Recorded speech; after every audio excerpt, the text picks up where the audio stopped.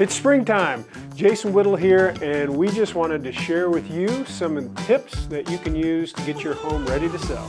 One of the best and easiest ways to enhance your curb appeal and get your house ready to get on the market in the springtime, get all of the sticks picked up in your yard, throw it in your burn pile, hop on your mower and give your yard a fresh cut.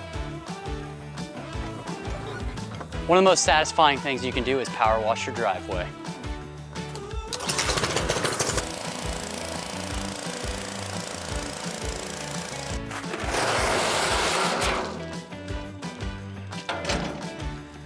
Another thing that I like to do is put all new weed barrier down and a nice clean decorative rock on top, which gives the complex or home a nice clean look. If your windows look like this because of this, it's probably important to give them a little scrubbing. Get ready for spring and get your listing ready to go. When getting ready to list your home, one important thing to do is to make sure you have fresh batteries in your smoke detector. No buyer wants to come through your home and listen to the loud chirping sound of a dead battery.